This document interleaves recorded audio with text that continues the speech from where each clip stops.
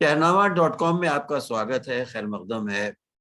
आज एक बहुत अच्छी खबर, एक बहुत अच्छी बेटी का हम इंट्रोडक्शन और इंटरव्यू कर रहे हैं, जिसने संस्कृत में एमए किया है और उसको अब तक संस्कृत में 5 गोल्ड मेडल मिल चुके हैं। उसका नाम गजाल है, गजाला, और वो लखनऊ की रहने वाली हैं और थ्रू आउट संस्कृत में उन्होंने काफ़ी कीर्तिमान स्थापित किए हैं। आइए सुनते हैं उन्हीं के मुंह से उनकी कामयाबी के सफर का हाल। शुक्रिया आपका, आपका वक्त देने का। गजाला, थैंक यू सर। आप ये बताइए कि आपने कहाँ शिक्षा ग्रहण की है, कहाँ तक तालीम हासिल की है, कहाँ कहाँ? सर मैंने सर्वप्रथम जब मेरा एडमिशन हुआ था तो मैं प्राथमिक विद्यालय से मैंने एडमिशन लिया था। वहाँ 5वीं क्लास तक मैंने पढ़ाई की। वहाँ भी मैंने संस्कृत को पढ़ा।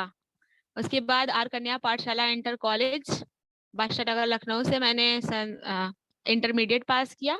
उसके बाद मैंने ग्रेजुएशन अपना Karamat Hussain Muslim girls degree college से किया और उसके बाद मैंने पोस्ट ग्रेजुएशन अपना लखनऊ विश्वविद्यालय से मैंने एमए किया। तो ये हमेशा आप संस्कृत में आपके नंबर अच्छे आते रहे? यस सर, शुरू से ही माशाल्लाह संस्कृत में बहुत अच्छे नंबर आते रहे, सबसे अच्छे उसी में आते रहे। अच्छा, तो इसीलिए आपको शौक हो गया कि संस्कृत में ही स्पेशलाइजेशन होना चाहिए। जी, इस तरह से भी शौक हुआ और कुछ प्रेरणा भी अपने गुरुजनों से मिलती रही हमें। अच्छा, तो अब आपने एमए संस्कृत से कर लिया है लखनऊ यूनिवर्सिटी से। अब आपका क्या इरादा है और इसमें आपको संस्कृत भाषा में इतना करने पर आपको क्या फायदा होगा, इन एजुकेशनल क्या फायदा होगा?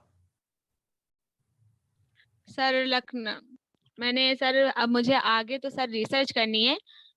पीएचडी करना है मुझे इस संस्कृत विषय से ही और मैं संस्कृत विषय की प्रोफेसर बनना चाहती हूँ।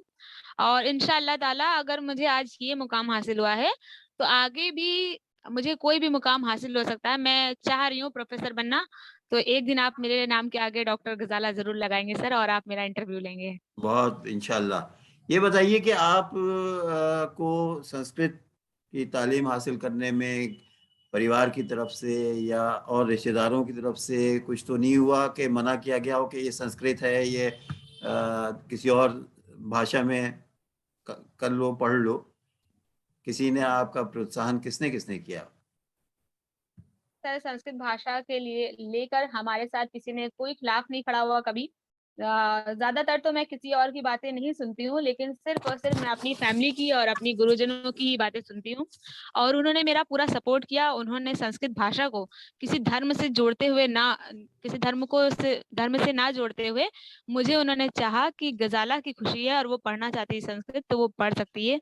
पूरा सपोर्ट मिला सर मुझे। वाह!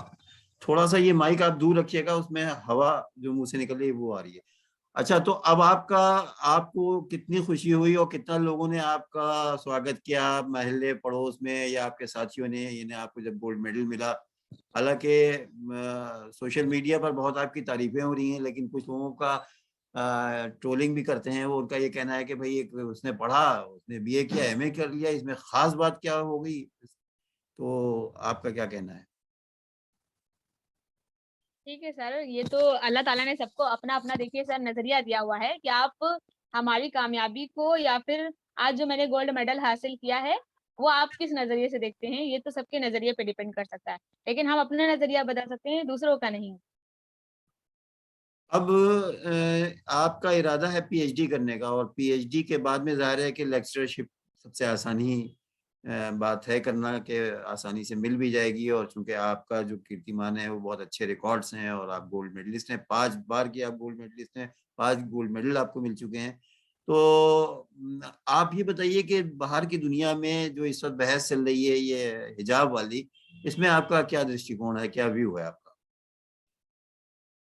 सर देखिए, मैं सबसे यही कहना चाहूंगी कि अल्लाह ताला ने आप लोगों को दिमाग दिया है। आप लोग किसी देखने पर ना जाएं और आप खुद देखें और खुद समझें कि हमारे लिए सही क्या है। क्या हमारे हिजाब बांधने से हमारे दिमाग बदल जाते हैं, या हमारे सोचने का तरीका बदल जाता है, या किसी और को देखने का हमारा नजरिया बदल जाता है? ये तो सर अपनी अपनी सोच पे डिपेंड करता है सबका। तो हम आपसे यही कहेंगे कि आप सभी से यही कहना चाहते हैं कि आप लोग जो चीजें देख रहे हैं, जो माहौल है, आप लोग उस पे ना जाते हुए, मैंने भी संस्कृत भाषा में अकेले मुस्लिम थी मैं डिपार्टमेंट में पूरे अपने, और सारे हिंदू प्रोफेसर्स भी थी, लेकिन कभी हमारे साथ कोई भेदभाव नहीं हुआ। हमें किसी बात को लेके कुछ कहा नहीं गया, और मैं भी नकाब पहनकर ही जाती थी अब लखनऊ विश्वविद्यालय। और 1-2 बार हमारे प्रोफेसर्स ने पूछा भी, लेकिन उनको ये बात अच्छी लगी। उन्होंने भी हमको उस दिन ये बात बताई कि गजाला, हमारे भी वेद में ये बताया गया है, या किसी भी धर्म में ये नहीं कहा गया है कि आप अपने शरीर का अंग प्रदर्शन करें। जितना हो सके आप अपने आप को बचा कर रखें।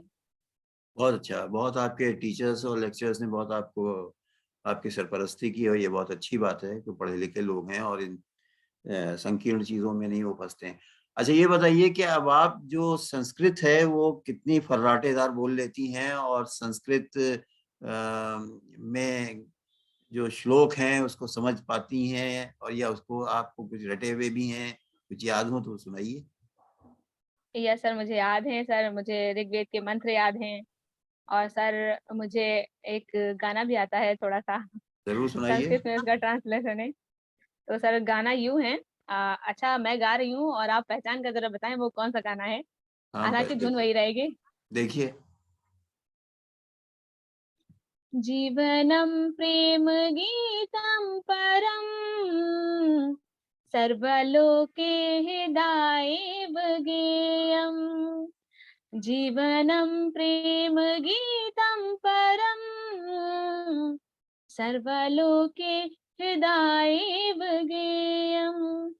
दुःखाभिरपि जीवनम् संस्मयं पारे गमनं विधेयम्। अब सर आप बताइए क्या था? ज़िंदगी ये ख्वाब है क्या, वो वाला गाना है। उसकी धुन से पहचान तो हो गई है, वर्ड नहीं याद मुझे। ज़िंदगी प्यार का गीत है, इसे हर हाँ, किसी को ज़िंदगी गाना प्यार का पड़ेगा। गीत है। वाह, वाह, वाह! अच्छा आपको श्लोक वगैरह भी याद हैं उसके कुछ माने? यस सर, मैं बताती धार्मिक हूँ। संस्कृति अ, जो है वो, यस सर, धार्मिक संस्कृति। सर धार्मिक धार्मिक संस्कृत, संस्कृति में धार्मिक सर संस्कृत। संस्कृत साहित्य। हुँ। नहीं, नहीं, जो धर्म की सर संस्कृत है, लैंग्वेज है, वो श्लोक वगैरह जो हैं, वो आप जाप कर लेती हैं? यस सर, मंत्र वगैरह जाप कर लेते हैं, अच्छे से कर लेते हैं। सुनाइए। बताती हूँ मैं आपको सर। ॐ अग्निम् ईडे पुरोहितम् यज्ञस्य देवं ऋत्विजं होतारं रत्नधातमम्। और सर इसका अग्निर्होता मतलब बताइए। कविक्रतु। ये बात है सर कि अग्नि देवता को उन्होंने यज्ञ में कहा है कि आप वो अग्नि देवता हैं जो ऋत्विज होते हैं, जो यज्ञ का संचालन करते हैं सर, जो ऋत्विज जो मंत्र पढ़ते हैं। तो बताया जाता है कि आप वो हैं, यज्ञ के ऋत्विज हैं, आप होता हैं उसके, वाह! और आप रत्न धात्मा में। वाह! तो आपके मुसलमान होने के बावजूद आपको संस्कृत इतनी अच्छी आती है, और ख़ास करके जो हिंदू धर्म की किताबें हैं चाहेंगे आपकी संस्कृत। आवाज कर। अस्सलाम वालेकुम सर, वो सॉरी आपकी आवाज थोड़ी कट गई थी। आप मुसलमान होने के बावजूद इतनी संस्कृत अच्छी जानती हैं, और ख़ास करके जो धार्मिक संस्कृत है, यानी मज़हबी, यानी जाप करना और श्लोक पढ़ना, इन सब चीज़ों के, इसका कहीं पर और आपके जो वर्ग समुदाय है उसमें कोई किसी ने कोई इसका विरोध, या किसी ने कोई राय मशविरा आपको चुपके से तो नहीं दिया? नहीं सर, रही बात रोक-टोक की, तो मुझे किसी ने रोका-टोका नहीं, और माशाल्लाह इतने इंटरव्यू हुए हैं और हमारे मोहल्ले के लोग उसे सुन रहे थे, तो वो खुद ताज्जुब थे कि माशाल्लाह हम तो जानते ही नहीं थे कि हमारी गज़ाला इतना अच्छा वैदिक मंत्र उच्चारण कर लेती है। वाह, वाह, वाह! और अम्मी भी रोज़ सुनती थी कि हम छत पे जब पढ़ने जाते थे बैठ के, हम तो खूब ज़ोर-ज़ोर से श्लोक पढ़ते थे कि आस-पास वाले भी सुने। मंत्र का उच्चारण करने के लिए सर बहुत प्रैक्टिस करी थी। सही बात है। अच्छा इसके अलावा भी तो जो आप जिस मज़हब की हैं उसकी जो चीज़ें हैं धार्मिक, वो कुछ भी शौक है आपको उसका? यस सर, मुझे शायरी अच्छी लगती है करनी, उर्दू शायरी। और सर मतलब कि जो नमाज़ में दुआएँ पढ़ी जाती हैं वो तो। सर अच्छा, कोई बार-बार कॉल कर रहा है। तो चलिए आपके साथ में नेक ख़्वाहिशात हैं। शुभकामनाएं हैं, आप तरक्की करें, लेक्चरर हों और हम लोग आपका इंटरव्यू लें और आप समाज को फायदा पहुंचा सकें, समाज में और दूसरों की मदद कर सकें और संस्कृत को में आप ऐसे कीर्तिमान स्थापित कीजिए कि जो अब तक किए ही नहीं गए हों। हमारी तरफ से बहुत बहुत आपको शुभकामनाएं। शुक्रिया आपका। धन्यवाद। Thanks sir. धन्यवाद सर।